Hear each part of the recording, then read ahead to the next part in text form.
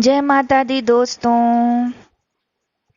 SM के भोजपुरी कहानी channel में रउरा लोग के स्वागत बा। दोस्तों, अगर रउरा लोग हमार चैनल सब्सक्राइब ना कइले होखब तो चैनल के सब्सक्राइब कर दी, लाइक और कमेंट भी करब कि हमार उत्साह बढ़े। और दोस्तों, घंटी भी दबा देब ताकि नया कहानी जब रउरा लोग के बीच रखी तो रउरा लोग तक पहुंच सके। दोस्तों, आज हम दुर्गा सप्तशती के अष्टम अध्याय रउरा लोग के बीच लेके आइल बानी। पहिले हम माई के ध्यान करतानी, फिर अष्टम अध्याय के पाठ रउरा लोग के बीच रखब। त आई माई के ध्यान कइल जाओ। माई सिद्धिमयी किरण से सुशोभित भवानी के हम ध्यान करतानी। उनकर शरीर रंग लाल बा, नेत्र में करुणा लहरता तथा हाथ में पास, अंकुश, बाण और धनुष शोभा पावता। ऋषि कहतान, चंड और मुंड नामक असुर के मारे जाए पर, बहुत ही सेना के संहार हो जाए पर असुर राज शुंभ के मन में बड़ा क्रोध भइल। उ आपन दैत्य के पूरी सेना के युद्ध खातिर तैयार होकर के आज्ञा देलन।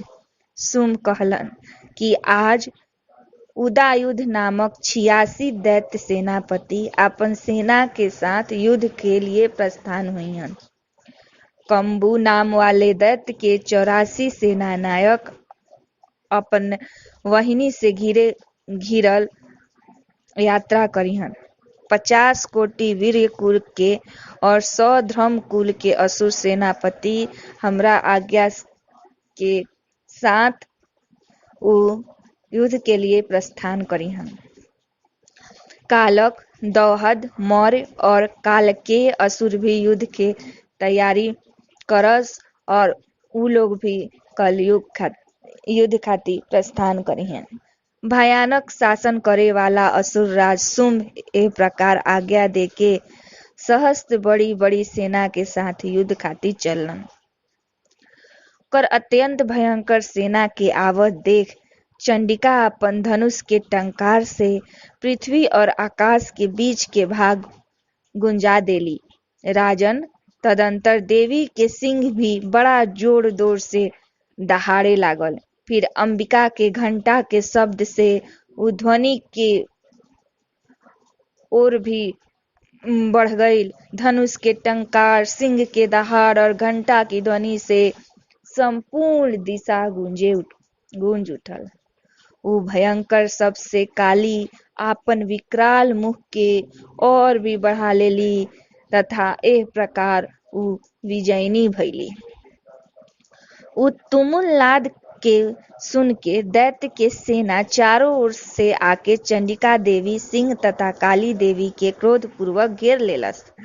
राजन, एही बीच में असुर के विनाश तथा देवता के अभ्युदय खातिर ब्रह्मा जी, शिव, कार्तिकेय, विष्णु तथा इंद्र आदि देवी देव के शक्ति जो अत्यंत पराक्रम और बल से संपन्न रहे, उनके शरीर से निकलकर उनके ही रूप में चंडिका देवी के पास गई। जे देवता के जैसन रूप रहे वैसन वेशभूषा और जैसन वाहन रहे, ठीक वैसने साधन से संपन्न होके उनकर शक्ति असुर से युद्ध करे खातिर आइल।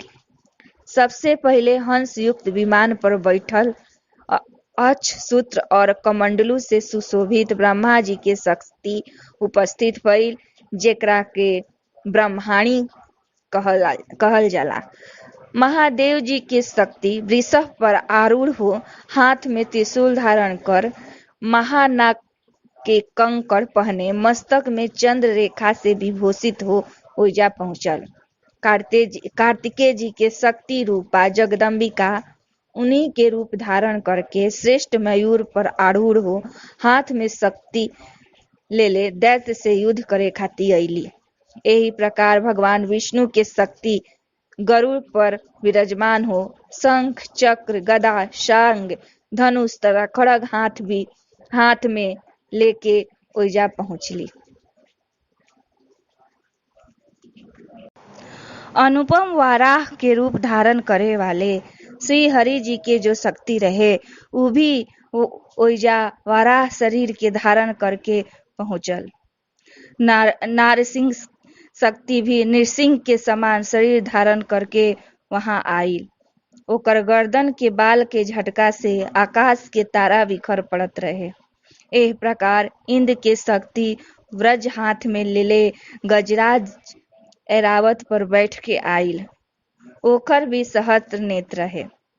इंद्र के जैसन रूप वैसने ओकरो रहे। तदंतर उ देव शक्ति से घिरल महादेव जी चंडिका से कहलन, हमारा प्रसन्नता खातिर तू शीघ्र ही ई असुर के संहार कर।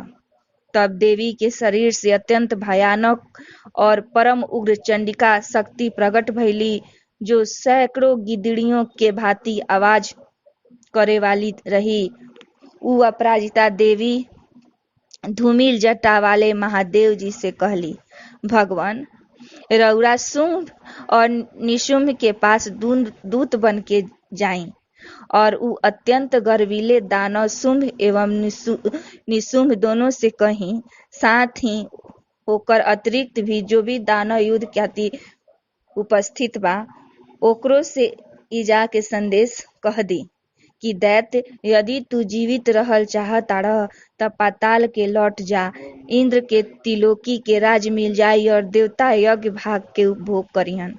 यदि बल के घमंड में आके तू युद्ध के अभिलाषा रखताड़ त आव, हमार सिवाय तहरा के कच्चे मांस से तृप्त हो जाई। चूंकि उ देवी भगवान शिव के दूत के कार्य से नियुक्त कैले रही, ऐसे उ शिव दूती के नाम से संसार में प्रसिद्ध भइली। उ दैत्य भी भगवान शिव के मुंह से देवी के वचन सुन के क्रोध में भर गईल और जहां कात्यायनी विराजमान रही उनका ओर बढ़ल। तदंतर उ दैत्य पहले ही देवी के ऊपर बाण, शक्ति और रिष्टि आदि अस्त्र के वृष्टि करे लागल। तब देवी खेल खेल में ही धनुष के टंकार के और ओकरा से छोड़ल बड़ा बड़ा बाण द्वारा दैत्य के चलावल बाण के शूल, शक्ति और फरसा से काट देली। फिर काली उनकर आगे होके शत्रु के शूल के प्रहार से विदीर्ण करे लगली और खटवांग से उनकर कचूमन निकालते हुए रणभूमि में विचरने लगली। ब्राह्मणी भी जे ओर दौड़ती ओह और आपन कमंडलू के जल छिड़क के शत्रु के ओज और पराक्रम नष्ट कर देत रही। माहेश्वरी भी त्रिशूल से तथा वैष्णवी चक्र से और अत्यंत क्रोध में भरल कुमार कार्तिकेय के शक्ति से दैत्य के संहार करे के आरंभ कर देलन। इंद्र शक्ति के ब्रज पहाड़ से विदीर्ण हो सैकड़ों दानव रक्त के धारा बहाते हुए पृथ्वी पर सो गईलन। वाराही शक्ति के केतनों के आपन थुथुन के मार से नष्ट कैलस। दाढ़ों के अग्रभाग से केतना के छाती छेद दलस। केतनों के दैत्य चक्र के चोट से विदीर्ण होके गिर पड़ल। नारसिंही भी दूसरा महादैत्य के अपन नोह से विदीर्ण करे खातिर और सिंहनाद से दिशा एवं आकाश के गुंजाते युद्ध क्षेत्र में विचरे लगली। कितना ही असुर शिव दूती के प्रचंड अट्टहास से भयभीत हो पृथ्वी पर जाके गिर गई और गिरे पर उनका के शिव दूती आपन ग्रास बना लेली।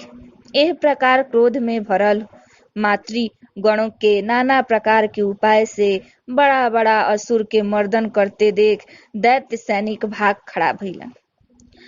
मातृगण से पीड़ित दैत्य के युद्ध से भागते देख रक्तबीज नामक महादैत्य क्रोध में भरकर युद्ध करे खातिर आइल। ओकर शरीर से जब रक्त के बूंद पृथ्वी पर गिरत रहे तब ओकरे समान शक्तिशाली एक दूसरा महादैत्य पृथ्वी पर पैदा हो जात रहे। महाअसुर रक्तबीज हाथ में गदा लेकर इंद्र शक्ति के साथ युद्ध करे लागल। तब इंद्री अपन वज्र से रक्तबीज के मरली। ब्रज से घायल होखे पर ओकर शरीर से बहुत रक्त बहे लागल और उ रक्त से ओकरे समान रूप तथा पराक्रम वाला योद्धा उत्पन्न होखे लागल। ओकर शरीर से रक्त के जितना बूंद गिरे उतना ही पुरुष उत्पन्न हो जास। उ शब्द रक्त बीज के समान ही वीरवान बलवान तरफ तथा पराक्रमी रहे। ओकर रक्त से उत्पन्न होखे वाला पुरुष भी भयंकर अस्त्र शस्त्र के प्रहार करते हुए वहां मातृगण के साथ घोर युद्ध करे लागल। पुनः वज्र के प्रहार से जब ओकर मस्तक घायल भइल तब उ रक्त बहे लागल और ओकरा से हजारों पुरुष उत्पन्न हो गइलन। वैष्णवी ने युद्ध में रक्त बीज पर चक्र के प्रहार कैली त ऐन्द्री ने ओ दैत्य के सेनापति के गदा से चोट पहुंचैली। वैष्णवी के चक्र से घायल होखे पर ओकर शरीर से जो रक्त बहल ओकरा बराबर महादैत्य प्रकट भइलन और उ भी युद्ध करे लगलन। कौमारी शक्ति से वाराही खड़ग से और माहेश्वरी से त्रिशूल से महादैत्य रक्त बीज घायल भइल। क्रोध में भरल रक्त बीज अपन गदा से सब मातृ शक्ति पर पृथक पृथक प्रहार कैलस। शक्ति और शूल आदि से अनेक प्रकार घायल होकरा पर जब ओकर शरीर से रक्त के धारा धरती पर गिरल ओकरा से कई करोड़ सैकड़ों असुर उत्पन्न भइलन। एह प्रकार उ महादैत्य के रक्त से प्रकट भइल असुर द्वारा संपूर्ण जगत व्याप्त हो गई।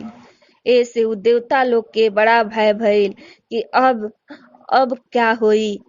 तब देवता के उदास देख के चंडिका काली से शीघ्रता पूर्वक कहली, चामुंडे तू अपन मुख के और फैलाव तथा हमार शस्त्र पास से गिरे वाला रक्त बिंदु और ओकरा से उत्पन्न होखे वाला महादैत्य के तू अपने इस उतावले मुख से खा जा। एह प्रकार रक्त से उत्पन्न होखे वाला महादैत्य के भक्षण करते हुए तू रण में विचरती रह।